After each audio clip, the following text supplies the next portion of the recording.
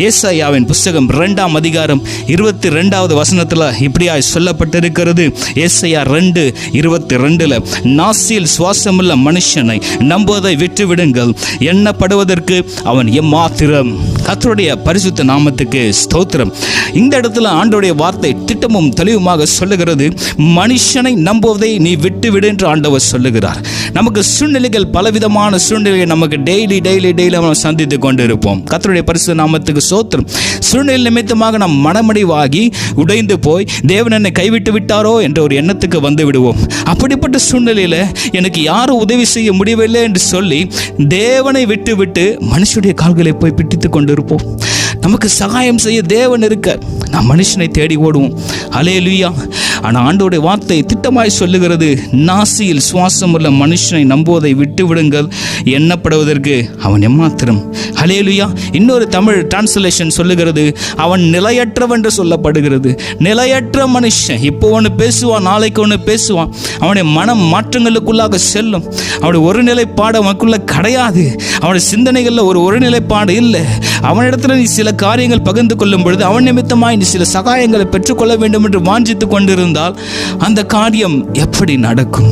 தேவனுடைய சித்தம், தீர்மானம் மாத்திரமே உங்களுடைய வாழ்க்கையில் நடந்து கொண்டிருக்கிறது. பரிசுத்த நாமத்துக்கு ஸ்தோத்திரம். கர்த்தர் தாமே மகிமைப்படுவாராக. அவன் நிலையற்ற மனுஷனாய் இருக்கான். ஹல்லேலூயா. நாசியிலே சுவாசம் உள்ள மனுஷனை நம்பாத, அந்த மனுஷனை படைத்த தேவனை நீ விசுவாசிக்க வேண்டும். பிரியமான தேவனுடைய பிள்ளையே, அவன் மாயைக்கு ஒப்பாய் இருக்கிறான் என்று சொல்லப்பட்டிருக்கிறது. அவன் நிழலுக்கு சமானமாய் இருக்கிறான் என்று எழுதப்பட்டிருக்கிறது. ஹல்லேலூயா. எந்த மனுஷனும் மாயைங்க, ஆனால் எந்த மனுஷனையும் பிரகாசிப்பிக்கிற மெய்யான ஒளி நம்முடைய தெய்வம், நம்முடைய கர்த்தர், நம்முடைய இயேசு கிறிஸ்து. ஹல்லேலூயா. அவரிடத்தில் அவன் வரும்பொழுது கர்த்தரிடத்தில் அவன் சகாயம் பெறுகிறான். ஹல்லேலூயா.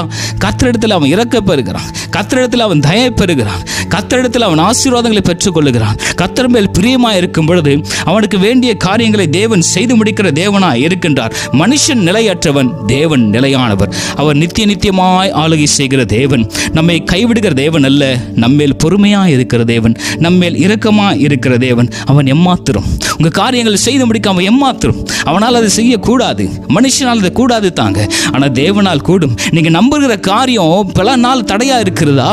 நீங்கள் நம்புகிற காரியம் வாய்க்கவே இல்லையா? நீங்கள் தோற்று போய் மனுஷனிடத்தில் நீங்கள் வெட்கப்பட்டு நீங்கள் திரும்பி கொண்டு இருக்கிறீர்களா?